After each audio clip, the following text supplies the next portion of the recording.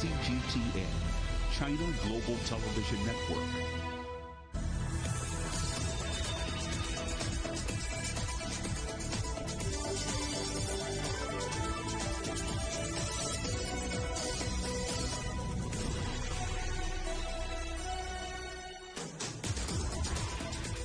Hello and welcome to Global Business Europe, live from CGTN in London. I'm Paul Barber. And I'm Robin Dwyer. Our top stories.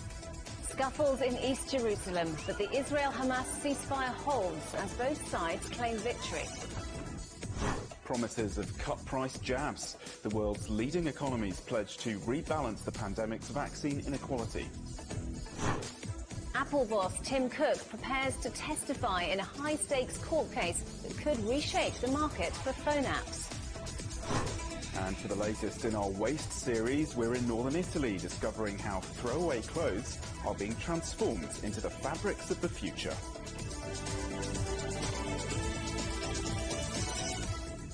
The G20 Global Health Summit is drawing to a close. Leaders of the world's largest economies are under pressure to ensure poorer nations get their share of COVID-19 vaccines. But a push by the US and others to waive patents on coronavirus jabs is not expected to make it into the G20's declaration. Let's talk now to Ryan Thompson, who joins me from Frankfurt. So, Ryan, what have leaders been saying? Hi, Robin. Well, a long day of discussions is just wrapping up now, but they're looking to confront this global health imbalance, because if you take a look at the planet today, you have the U.S. stripping its mask mandate, while Europe is slowly breathing a sigh of relief and reopening. But then you still have many countries, notably India, submerged in a health crisis with hundreds of thousands of new cases each day and no sign of relief in sight. The currency here that is most valuable to ending this health crisis, of course, is vaccines. And that's what these leaders have been talking about today, notably ending the imbalance and restoring a bit of equality to the vaccine procurement schemes, because 80% of the first billion vaccines given in the world went to rich countries, Canada, United States, the European Union.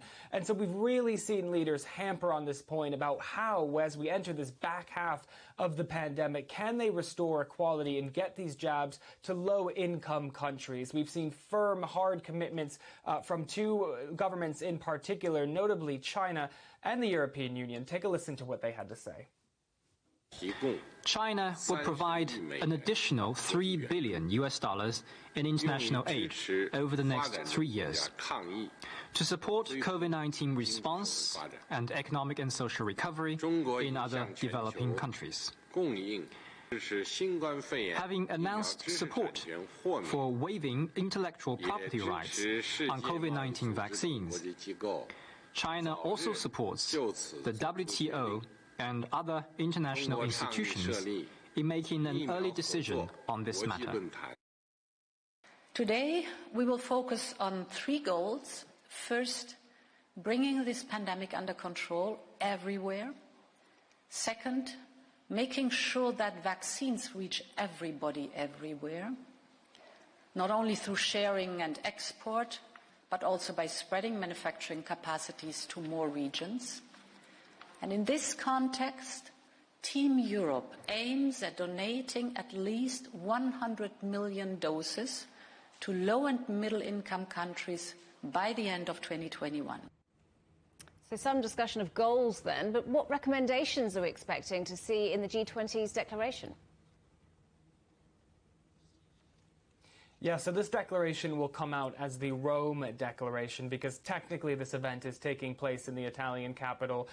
10 key points we know that the leaders are fixing on, and Italy was really keen, as they take the reins of the G20 presidency, to focus on this health crisis, because, of course, it has defined governments, it has defined politics, it has defined society over the last year. It's quite hard to escape it. So a couple key points, we're not going to bore you with all 10 of them, that these leaders have been focusing on, notably an exit from the crisis, not just in the Western world and the developed world, but also in these low-income countries that may take a little bit longer for them to get jabs, improving the health conditions there so that they have facilities, sanitary facilities, to properly take care of these patients, and making sure that this doesn't happen again, preventing another crisis of this magnitude in terms terms of health conditions. And some little points that go around that: it would involve more increased funding to the World Health Organization and increased access for them to go into these countries, explore sites that potentially pose a global health risk.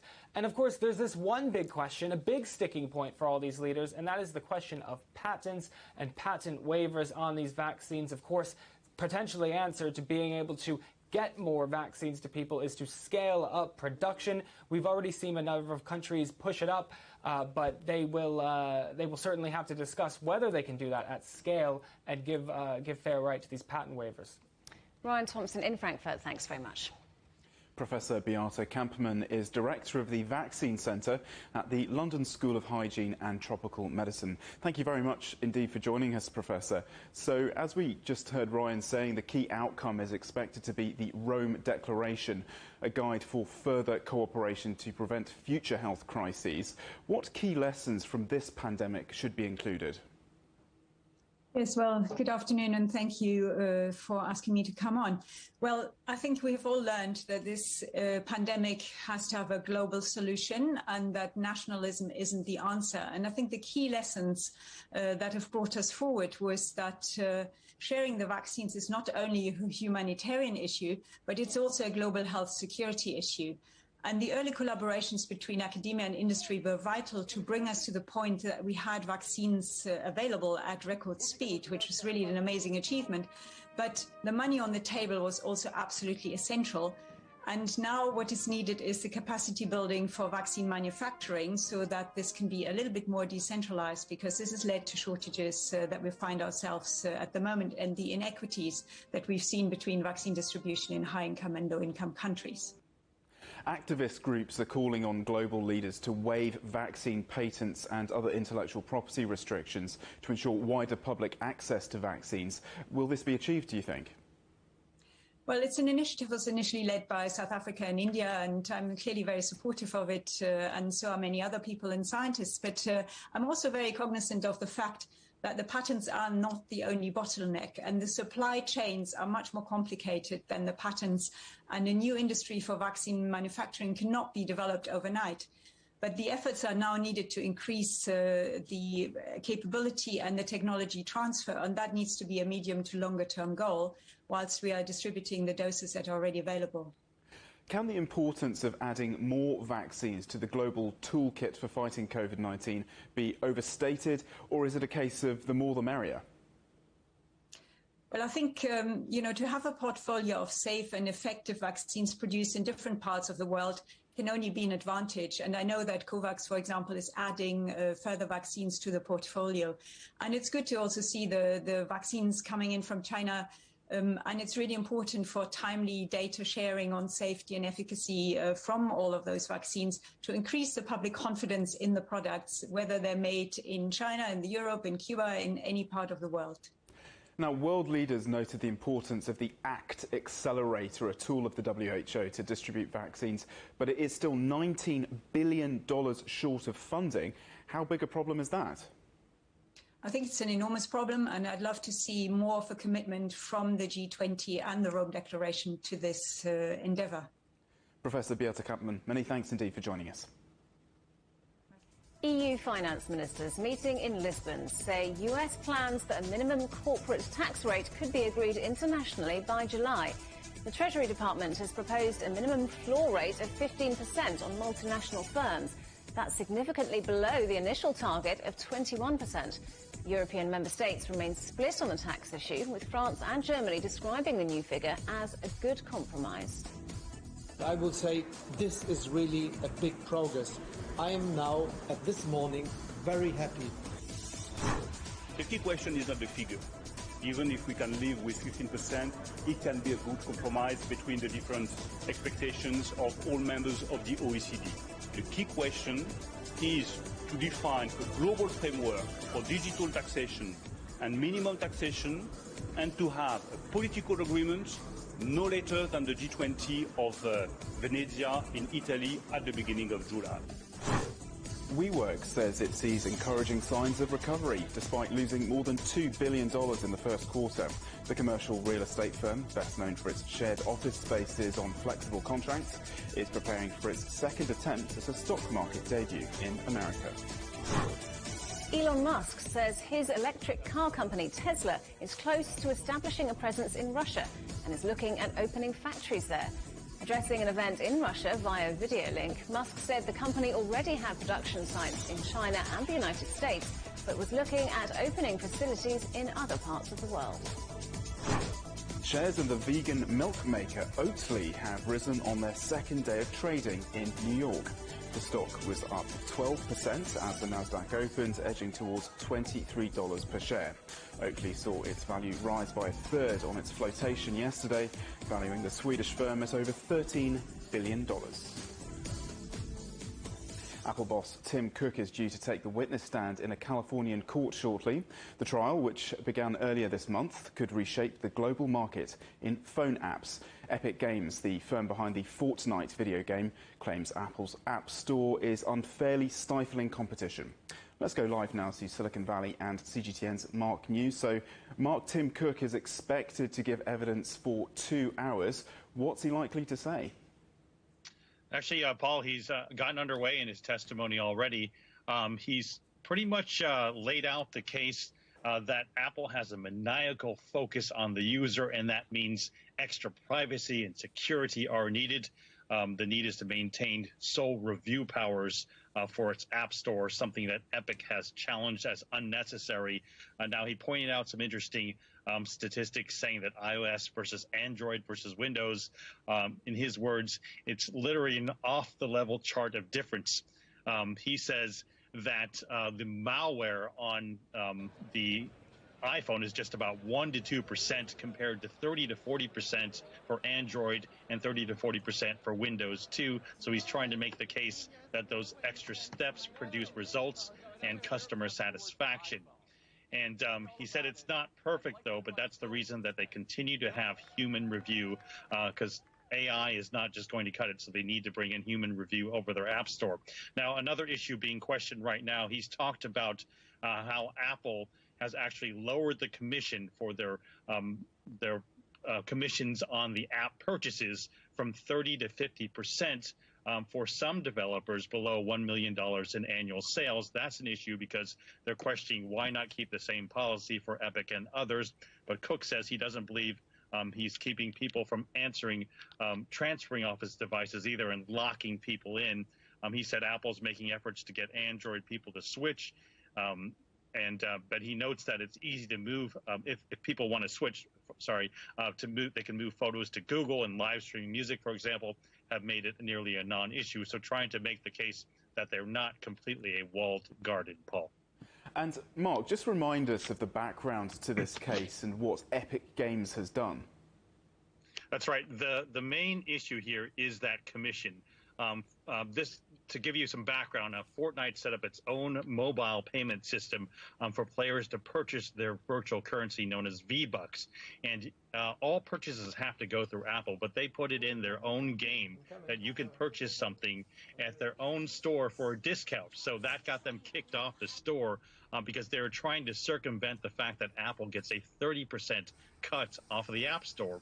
And they've likened it to and this 30% goes up for every single transaction. So they've likened it to buying a car and you pay 30% maybe to the dealer.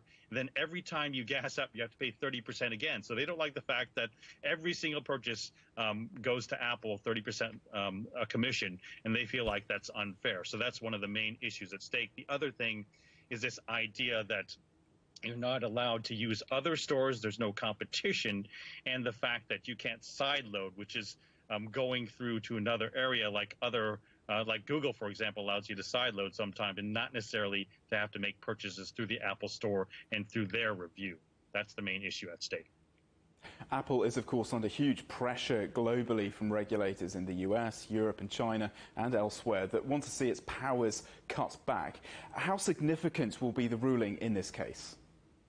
Well, if Apple loses, it'll be extremely significant, as regulators will be able to point to those particular cases. If they win, I don't think it's going to affect some of the other areas, because the U.S. has traditionally been more lax and more loose on regulations. Of course, in Europe, much stricter. So I think those countries, China and other places, are just going to continue on their own path of regulation. But it's certainly going to continue to bring this issue of how do you rein in big tech. Google is also under fire here in the U.S. They still have a case with Epic too. A lot of other smaller tech companies, for example, Spotify, are aligned with Epic in believing that they shouldn't have such control. So this issue is going to go on, and this case will be appealed no matter what. So we're going to be talking more and more around the world about this case. But the big thing is whether Apple wins or loses, and that's not going to be the final resolution, because it'll still go up the court chain and be appealed. Okay, Mark New in San Jose, many thanks. You're watching CGTN. Coming up, Spain is shaking up its travel restrictions ahead of the summer holidays, but not everyone is welcome.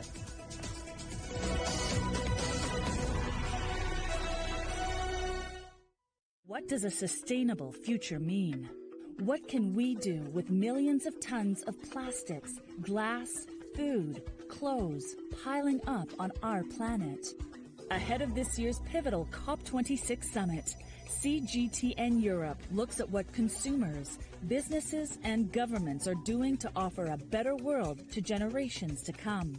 Trash or Treasure on CGTN Europe and online at cgtn.com.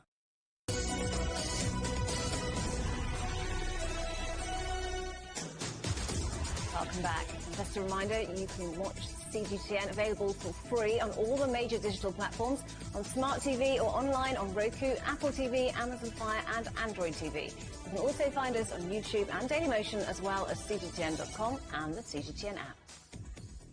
Spain is lifting some travel restrictions on Monday, which will allow British holidaymakers into the country. However, the UK government is still advising against going to Spain and other countries unless it's essential. Let's go live now to Madrid and CGTN's Rahul Pathak. So, Rahul, what are the new rules and who is Spain welcoming back in?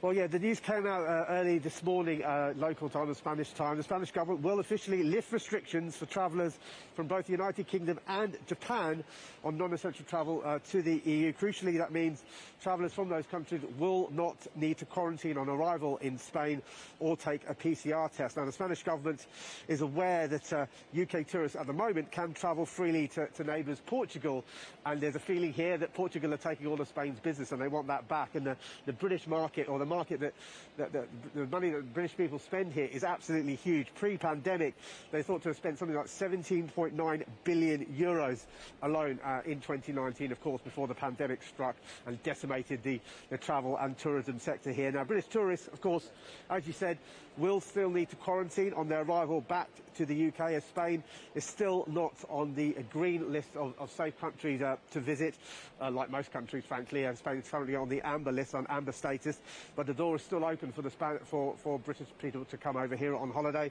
Spain obviously hoping to get onto that green list, but the UK government aren't due to update that list until early June. Paul? Rahul, you're there at a major travel conference. How's it going after so many months of lockdown and restrictions?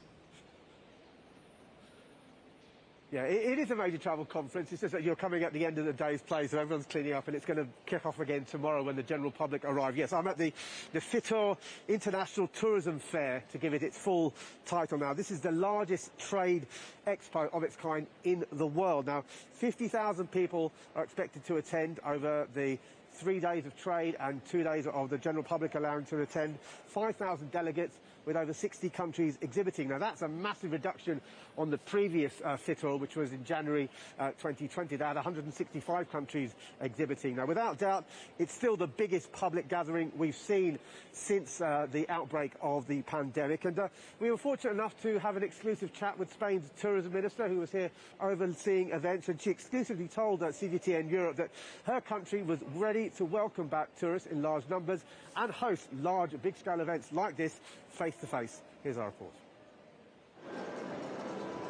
It's almost a year ago to the day that the Efema Conference Centre closed its doors as Spain's largest pandemic field hospital. 12 months on, it's hosting the world's biggest tourism trade fair known as Fitur. More than 50,000 are expected to attend the three-day event, by far the biggest public gathering to take place since the pandemic, and the biggest test of Spain's ability to hold large face-to-face events safely. The decision to run this event is not just about tourism. It's that we can now begin our tourist season with an expo that demonstrates that we can invite more than 60 countries to be here. The idea is to show that Spain is a tourist destination with all the safety measures needed for an expo like this, where there is no problem holding face-to-face events. There are more than 5,000 delegates here, plus exhibitors from those 60-plus countries, but that still represents a huge reduction from last year's event, which had 165 nations represented. As well as the reduced capacity, all attendees will have to pass an antigen COVID test 24 hours before they arrive. Now, the organisers hope that the return of Fitur will be a turning point for the travel industry as a whole, an industry that was completely decimated by the financial fallout of the pandemic. Over the last 12 months, Spain has lost 70 million international tourists, plus 92 million trips made by Spanish nationals, with losses exceeding $122 million compared to 2019. As well as showcasing Spain's most important industry to the world, this event could also offer a blueprint for the rest of Europe on how to hold large public events safely and securely. Well, things are a little bit empty here at the moment, I've got to say, but things will ratchet up tomorrow when the general public will be allowed to come in here and enjoy the exhibits for the next 2 days. Although whether many of them will want to spend the 45 euros that they'll have to pay for that antigen test to get into this facility, I think we'll have to wait and see. But for now, back to you. Thanks very much, Rahul. Rahul Pathak in Madrid. Retail sales in the UK surged by more than 9% in April. Consumers are splashing some of the savings they made over the pandemic. Well, let's discuss this with Patrick O'Brien, UK Research Director at the analytics company Global Data. Great to have you with us on the programme today. Thank you for joining us. So, looking at these figures, they suggest that retail sales are now ahead of pre-pandemic levels. Is this just how much we've all missed shopping? Oh yes, to a certain extent, although it's very hard to read too much into the data so far. We've only got April sales to go on, and of course, only part of April where all non-essential retail stores are allowed to open. So it's hard to really disseminate from this data how much of it is a surge of spend from shoppers that haven't been able to shop at those stores, and how much of that is really an indicator of how things will be May, June, July. And within the numbers, the high street performance, as well as online, was particularly strong. So do you think the reports about the death of the high streets have been premature? Well, I don't think there's enough to go on to say that just yet, because there are a lot of difficulties that physical retail is going to be coming up against in the months to come. Well, first of all, we have that April was really, there's pent-up demand being unleashed. That's going to run out. Secondly, an awful lot of stores haven't had to pay rent. Rent's been building up, but there's been a moratorium on landlords being able to foreclose on retailers. And therefore, when that expires at the end of June, there could be a lot of retailers that decide that maybe there isn't enough of a rebound in sales to make those stores viable again. We're really going to have to wait and see on them. What about online, though? Plenty of people went online during lockdowns. What do you see of the future for that sector? Well, it's interesting because although there was some positive news in this data regards physical retail stores, when we look at online grew 25% in April on last April. So it really is showing that there's an awful lot of that online spend is going to stay online. We can see from the ONS figures that they're now saying that almost 30% of all sales were online. Now, pre-pandemic, the ONS were reporting that somewhere in the region of 20%. So even now, we haven't seen that kind of return back to physical retail. Online is still dominant and will become more dominant as the months fall on, I think. So how much is all of this spending a good sign for consumer confidence and the wider UK economy? I think it's very positive so far, but it's very early. There's an awful lot that's going to have to map out when the furlough scheme starts to run out, etc. Unemployment will start to rise again, and maybe that confidence is going to get eroded. But at the moment, we're in a reasonably good place, and there are definitely reasons for optimism. We're certainly seeing in the home sectors there's a real bounce there where people are spending a lot on DIY furniture and the like. And as we're seeing now, there's going to be less of an emphasis on spending on international holidays this summer. And people are going probably to invest in their homes as they did last year. And you did just allude to this, some challenges ahead for retailers, government schemes helping out during the pandemic due to come to an end in the near future. Yes, that's right, and we're going to have to see how that pans out. Of course, there may be other things that the government puts in place, whether for individuals or for businesses themselves, the retailers. There might be more help along the way, but obviously there are going to be problems. Patrick O'Brien from Global Data, thanks very much indeed for joining us on the programme today. Stay with us. Coming up on CGTN, Princess Diana's sons react after an inquiry found the BBC's interview with their late mother was secured by deceit.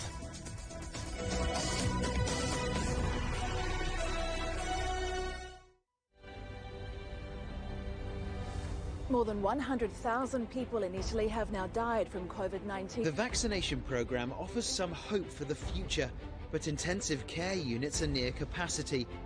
The Spanish government is hoping to vaccinate over 1 million people by next month. Living in Germany are struggling with their mental health. Hungary is supplementing the EU's vaccine rollout, buying doses from Russia and China to speed up the process. 4 million people have tested positive in France. After a grim winter, the promise of a spring bloom that could mean freedom for millions.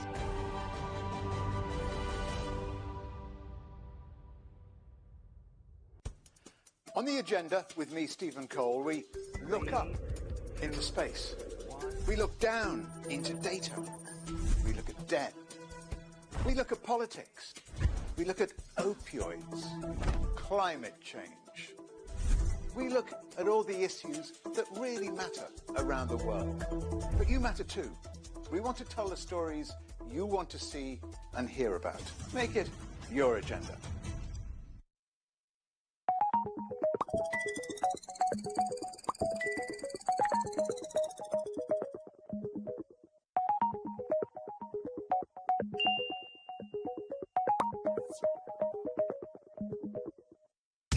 Roger, Ricky, loud and clear.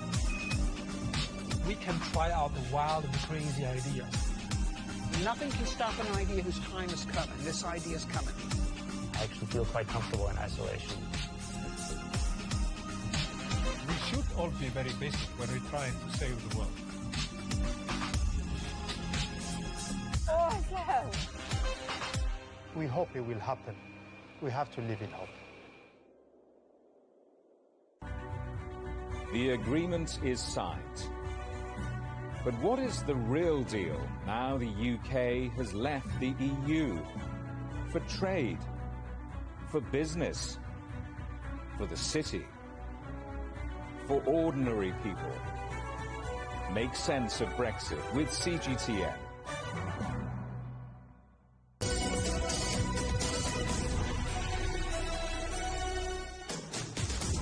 Welcome back to Global Business Europe with Paul Barber and Robin Dwyer. Our top stories. Promises of cut-price jabs. The world's leading economies pledge to rebalance the pandemic's vaccine inequality. And Apple boss Tim Cook prepares to testify in a high-stakes court case that could reshape the market for phone apps. A ceasefire declared overnight between Israel and Palestinian armed group Hamas appears to be holding. But just hours after it came into force, scuffles broke out at the Al-Aqsa Mosque in East Jerusalem following Friday prayers. Tension and clashes at the site, which is revered by both Jews and Muslims, played a part in the violence between Israel and Hamas in Gaza. Both sides have claimed victory after the ceasefire came into effect. Palestinians took to the streets in celebration. However, Hamas warned it is ready to meet any hostility from Israel. I say that it is true the battle ends today, but Netanyahu and the whole world should know that our hands are on the trigger and we will continue to ramp up the capabilities of this resistance. And we tell Netanyahu and his army, if you come back, we will come back. Well, let's talk now to Noor Harazin, who joins us live from Gaza. Noor, what's the situation there now? Are people confident the ceasefire will hold?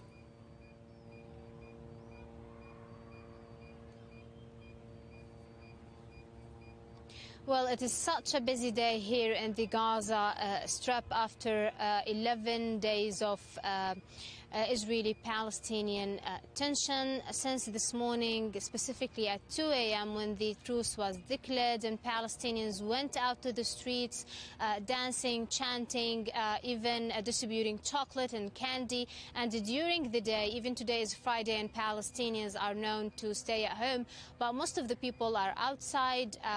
Some of the shops opened. Many people are on the beaches of Gaza, so they are enjoying this truce. It has been now almost 17 hours since this truce was declared, and no rockets were fired from Gaza towards Israel. At the same time, no airstrikes were carried, no Israeli airstrikes were carried on the Gaza Strip. However, what is happening now in East Jerusalem, the clashes that erupted today is making the things really shaky here in Gaza. Yes, there is a truce, but it's really shaky because the Palestinian militants have made it clear from the first that is one of the basic conditions for a truce in Gaza is for Israel to withdraw the police from the Al-Aqsa Mosque and stop its aggression on Palestinians who are going there to pray and worship. So as this is happening in the West Bank, we could say that this threatens this truce here in Gaza. However, Palestinians are hopeful that they will be granted a good truce and also peace here in Gaza and also in the West Bank and East Jerusalem. Noor Harazin in Gaza, thank you.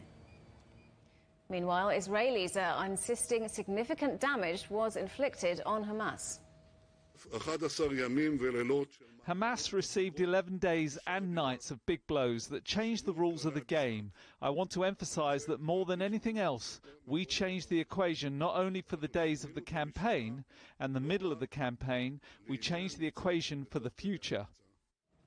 Despite the ceasefire, leaders and analysts in the region agree that both sides will remain locked in a perpetual battle unless there's a major shift. Stephanie Freed has more. This latest ceasefire is just one in a 15-year succession of flare-ups and truces referred to in Israel as mowing the lawn. The grass eventually grows back and the temporary lull disintegrates into fighting. Short-term military and political gains in Israel's Guardians of the Wall operation amount to hundreds of strikes on Gaza that destroyed underground networks, rocket launchers and weapons stores and killed Hamas operatives. Hamas's gain? In under 2 weeks, the movement emerged as the political leader of the Palestinian people. According to a top Israeli military general, the operation will be considered successful if 5 years of relative calm follow the latest flare-up. Nothing was solved, nothing was achieved, and we'll meet again in half a year, 1 year, or 1.5 years in worse conditions, not in the same condition, because it gets worse and worse. Hamas, from all the attacks, is getting stronger and stronger. Israel gets weaker and weaker, and it repeats itself again and again. For Israel's government, there's an added dimension: growing unrest among East Jerusalem and West Bank Palestinians who are fed up with Israeli occupation and settlement policies considered illegal by the international community. The whole Palestinian people standing united to say out loud that we will not let anyone kick us out of our houses. Hamas-controlled Gaza, often described as an open-air prison, is under Israeli air, sea, and land blockade. The Strip's 2 million residents are governed by leaders and militants who prioritize armed struggle over security. The fact that they didn't supply them with any protection, nothing, no shelters, no sirens, nothing, is criminal in my view, yeah? You developed all these offensive means and nothing about defending your population. This is unheard of. Fighting must stop. Major and novel local and international policy shifts that go beyond cliches, public statements, and unfulfilled funding pledges must be implemented in order to upend the ongoing cycle of violence. Stephanie Fried, CGTN, the Gaza-Israel border. Well, for more on this, I spoke to Paul Rogers, Emeritus Professor of Peace Studies at Bradford University, who told me both sides are selling the outcome as an achievement. There is a kind of clash of narratives going on here. Netanyahu can claim that the intensive air war in Gaza has done a great deal of damage to the capacity to launch rockets towards Israel, and that's probably true. On the Gaza side, and Hamas in particular, they can claim to have survived, and for them, survival is victory. But more than that, they look quite good in the wider situation in Gaza, Israel, and the occupied territories as far as the Palestinians are concerned, because it looks to particularly Palestinians in East Jerusalem and indeed in the occupied territories that essentially Hamas in Gaza is proving to be a more effective, quote, leader against the Israelis than Fatah itself in the West Bank, which seems to be quite moribund. So to that extent, both sides can claim a degree of victory. We're already seeing clashes at the Al-Aqsa Mosque between Palestinian protesters and Israeli police. Could that escalate? It could certainly. One of the things will depend on when the Israeli Supreme Court gives its verdict on the possibility of evicting the Palestinians from that settlement near East Jerusalem, which would allow Jewish settlers to move in. If, and it is certainly still rather a big if, the Supreme Court was to agree to that expulsion, then I think there would be a very strong reaction. One also appreciates that Friday afternoon in the Islamic world, at the end of Friday prayers, is a time when one may get more disturbances. But that is the one area where if there's a major, if you like, blow-up in East Jerusalem, then the whole situation may change, and Hamas may decide in a way that there's a need to intervene still further. But they will not want to push it because obviously they've lost 200 people, and from their perspective, maybe enough is enough compared with what they've achieved. UN Chief Antonio Guterres has said that both sides have a responsibility beyond the restoration of calm to start a serious dialogue to address the root causes of the conflict. Has this recent fighting set back the prospects for any kind of negotiated peace? In a curious way, possibly not. And this really is very much to do with what is happening in the United States. Although Biden played it really quite quietly, without very much fuss, there's a good chance he actually put a lot of pressure on the Israelis to agree to a ceasefire, which the Israelis did apparently quite readily. Now, that pressure from Biden has two aspects. One is the United States has a very close military relationship with Israel. There are now American service people actually deployed within Israel on early warning systems. But the other is within the United States, the change in the makeup, particularly of the House of Congress, the House of Representatives, means there are more younger people of diverse ethnicities actually in Congress. There is a much less positive view towards Israel than you would have seen even 10 or 20 years ago. And although Biden may himself be very cautious, he is actually coming under pressure from the people within the Democratic Party to be rather tougher on Israel, particularly the current government, because the Netanyahu government is viewed by many American liberals as being basically one which is pretty far right. Now, that does mean that the government in Israel will come under more pressure from the United States to get some sort of agreement. The BBC could face a major shake-up after an inquiry found the British national broadcaster failed to properly investigate how an interview with Princess Diana was secured in 1995. The princess's sons have hit out at the broadcaster for its actions. Police bosses say they will examine the report to ensure there's no new evidence to move forward with a criminal investigation. Nicole Johnston reports. The BBC is under fire. An inquiry has found it guilty of dishonesty and a cover-up. Prince William, the Duke of Cambridge and second in line to the British throne, has blamed the British Broadcasting Corporation for contributing to his late mother, Princess Diana's, poor mental state and pushing his parents towards divorce. An inquiry into the 1995 interview with the Princess found it was carried out deceitfully. BBC employees lied and used fake documents to obtain the interview with my mother, made lurid and false claims about the royal family, which played on her fears and fueled paranoia, displayed woeful incompetence when investigating complaints and concerns about the programme, and were evasive in their reporting to the media and covered up what they knew from their internal investigation. In the interview, Princess Diana talked about her failing marriage with Prince Charles. Prince Harry, who now lives in California with his wife Meghan Markle, has also released a statement about the interview. He says the ripple effect of a culture of exploitation and unethical practices ultimately took her life. Yet what deeply concerns me is that practices like these, and even worse, are still widespread today. Then and now, it's bigger than one outlet, one network or one publication. The interview was carried out by Martin Bashir on the programme Panorama. I, of course, can only imagine the feelings of members of the royal family after Lord Dyson's report, but I think it's up to the BBC now to make sure that nothing like this ever happens again. A former producer on the show says the BBC created a culture of fear by silencing staff who raised concerns about ethical standards. It's an explosive report, isn't it? Well, it clearly shows that Martin Bashir was dishonest, and it clearly shows that the BBC subsequent investigation was incompetent. The BBC interview with Princess Diana was carried out more than 25 years ago, but its legacy lives on. In it, she shocked the nation by admitting to an affair and saying there were 3 people in her marriage with Prince Charles, referring to his now second wife, Camilla Parker Bowles. 2 years later, Princess Diana was killed in a car crash as she was chased by press photographers. The BBC has apologised to the royal family, but there's no sign it's been accepted or that this interview will ever be forgotten. Nicole Johnston, CGTN, London.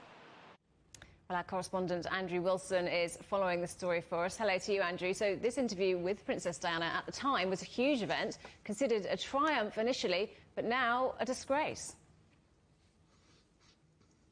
It's filled with ironies, isn't it, Robin? I mean, at the time, 23 million people watched the interview when it went out on Panorama in 1995. It was an enormous scoop for Martin Bashir and a huge triumph for the BBC. And, of course, the public soaked up every word that was discussed in that interview. Diana talking for the first time publicly about her mental health, about her physical health, about the adultery in her marriage, about the politics within Buckingham Palace, the difficulties of a royal marriage and of loyalties and of shoulders to lean on. All the things that we now understand more clearly about the royal family were pioneered, if you like, in that conversation with Martin Bashir and Princess Diana. And even after the interview, when Diana was quizzed about whether or not she felt she'd been exploited, she said she was more than happy with how the interview had gone. But of course, looking back now, she was an innocent.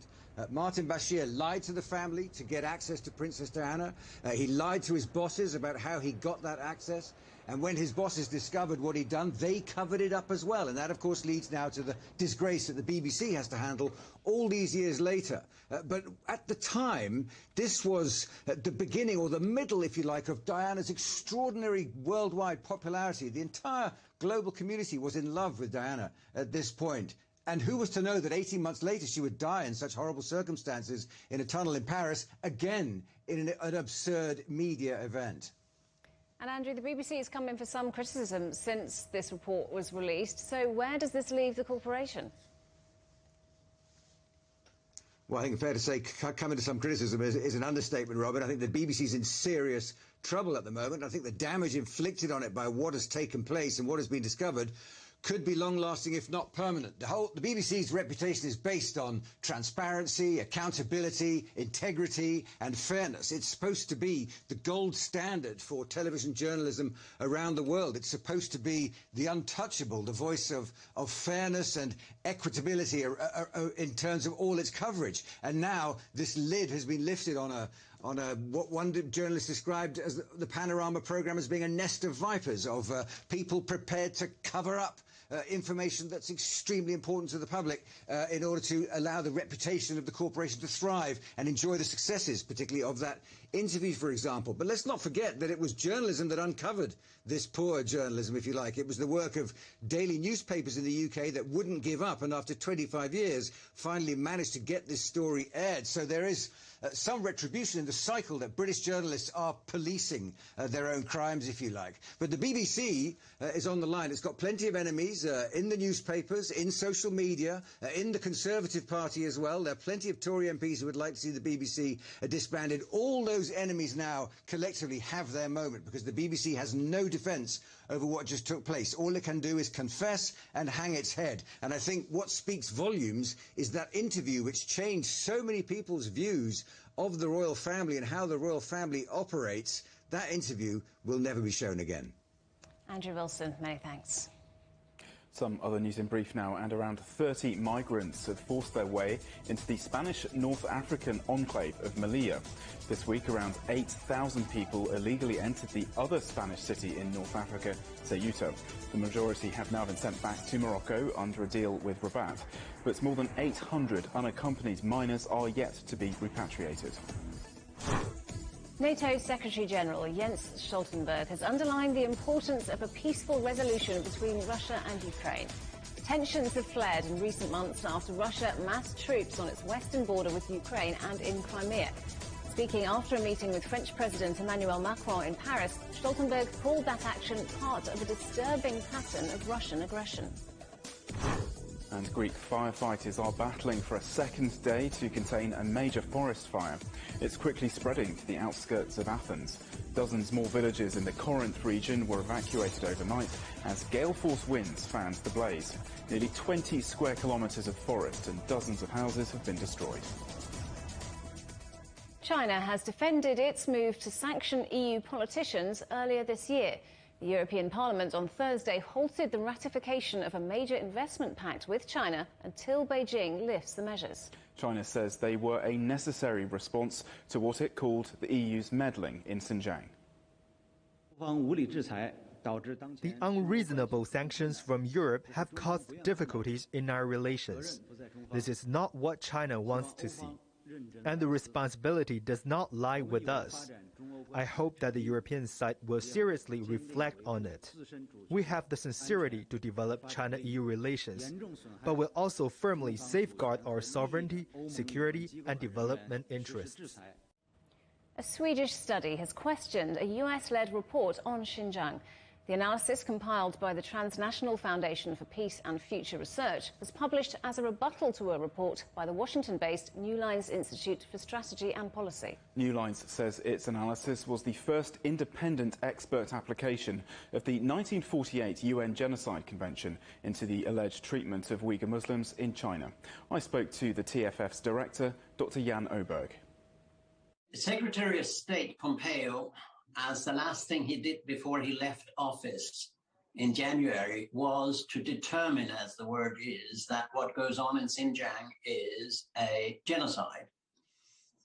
And about a month later comes this report from the New Lines Institute in Washington and co-authored with the Raoul Wallenberg Center in Montreal. And it professes to be a totally independent institute working for peace. And the report put together by independent scholars, and that it should be the largest and most solid, documentation behind that accusation or determination that it's a genocide, according to the 1948 convention. Now, we thought it was interesting, first of all, what is the documentation? That's what researchers should be interested in. It's part of, an ongoing negative monitoring by media of China. And it's also very important to check if you accuse a country for to do genocide, that the documentation is rock solid. So we thought, as a research institution interested in China and working with the Belt and Road Initiative, that we would look into it also because all the mainstream Western media reported this report by the New Lines Institute without checking a single source. They just said, this is a fact, this is the most independent and reliable report there is, etc. And that goes with all the mainstream media. So we thought it was interesting simply to look into what is going on here and why is it all monitored this without any critique or source checking.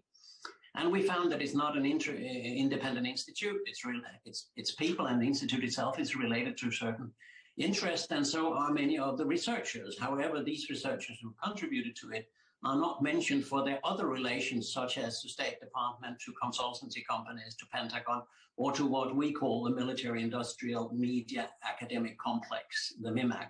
Your organisation says that if the New Lines report is the highest quality documentation of a genocide in Xinjiang available, one may seriously doubt whether what goes on in Xinjiang is a genocide, and most likely determining it as such will only have negative consequences for US-China relations. Can you say a bit more about that? Yes, what we are very clearly saying, because we're researchers and we are independent, you know, what we are saying is that you have to have the documentation clear, and we have not been to Xinjiang. We have not ourselves been there physically on the ground and investigated this. So we are not saying that there is no genocide.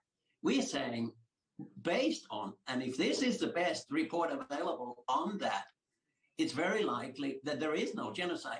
Whatever else there might be in terms of repressions of human rights, maybe a too rough handling of some individuals, etc. We're not disputing anything. We're just saying this documentation is not convincing. It's not valid. It's not reliable. It's not good research. And the end point of your question is, we do this because we are a peace and future research think tank in Sweden. We think it's awful if these types of reports are being used for a new Cold War between America / NATO and China. CGTN.com has all the week's top stories from China. Here's a quick take of some of them.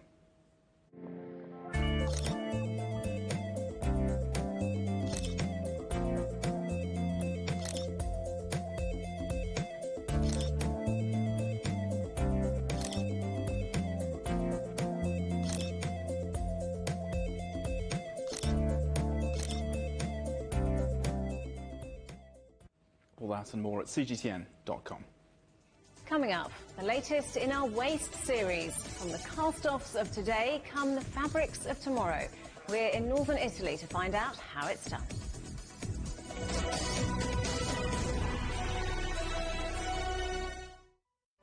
Separated by geography, but united by so much more. From transport links to trade links, cultural ties to business ties. We'll find out why China and Eastern Europe have never been closer. I'm Penelope Liush in Budapest. I'll be taking you inside a school that's bringing Hungary and China closer together. I am Alyosha Milenkovic in Belgrade, and I'll tell you how Chinese technology is helping a power plant in Serbia. I'm Kate Baklitskaya in Kiev, Ukraine, and I'll be explaining how Chinese companies have teamed up with the Ukrainian Postal Service. I'm George Gogua in Tbilisi. I'll be showing you around a brand new town that was conceived in China and constructed in Georgia. Join us for our special series, The Way Forward, on CGTN.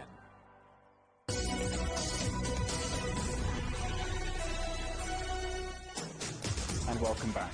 Myanmar's election commission will dissolve Aung San Suu Kyi's National League for Democracy party because of what it calls electoral fraud. Tsuchi has been detained since February and charged with offences that could see her jailed for 14 years. More than 800 people have been killed since protests broke out after the military took over the government. A 6.4 magnitude earthquake has struck the county of Yangbi in mountainous southwest China at a depth of 8 kilometres. At least 2 people were killed and 17 injured. More than 10 aftershocks have been recorded.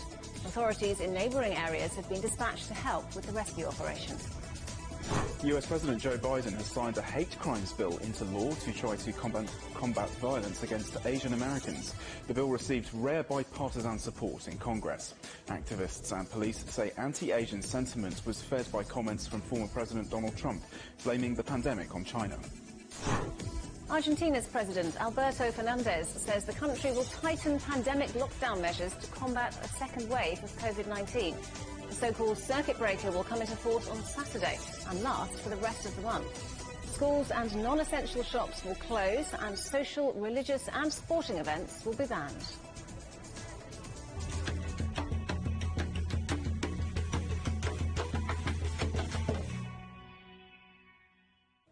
Now, fashion is one of the most polluting industries in the world.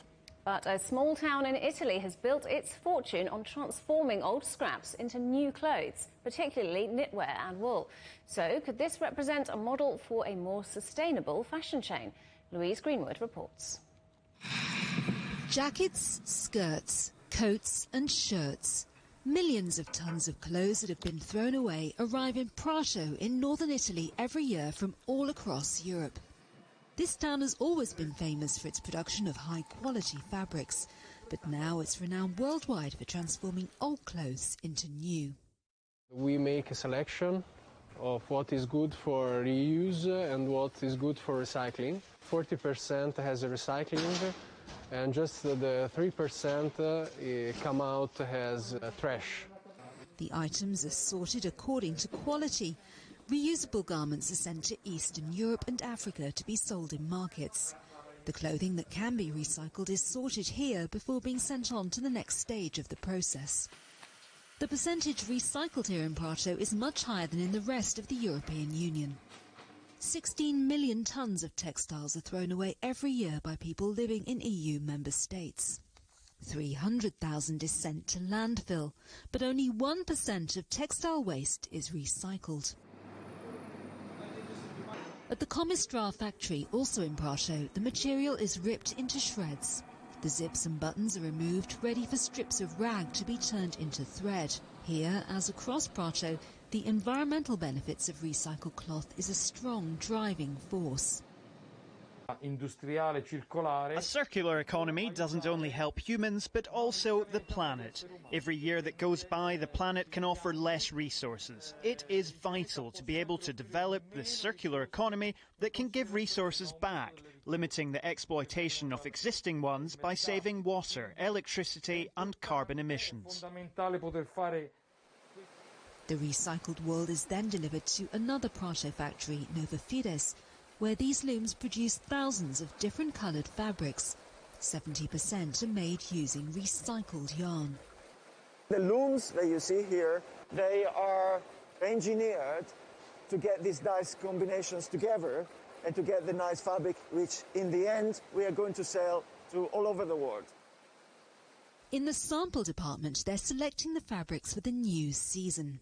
A jumper discarded in another European country is given new life here as a coat made of the finest wool. Prato is a model for textile recycling, but worldwide less than 1% of textiles are produced in this way. In February this year, as part of a new drive to combat climate change, the European Commission announced a comprehensive EU strategy for textiles to encourage the industry to recycle fabric as they do here in Tuscany. If Europe is to achieve its target of net zero emissions by 2050, transforming more rags into high fashion will be vital. Louise Greenwood, CGTN. Do you give your clothes to charity when you're finished with them? Many people do, expecting them to be passed on to needy people across the world. But what happens when the recipient country doesn't need those clothes? Tomorrow we travel to Kenya to find out. You can find the story and many more from across Europe in our digital waste special Trash or Treasure online at cgtn.com/Europe. Before we go, let's take you to the French capital, where Parisians have been lining up to take another look at the famous Eiffel Tower after a canyon opened up under it. People posed for photos above the steep-sided cliffs, an optical illusion created by contemporary French artist JR. The paper artwork will be in place for a month.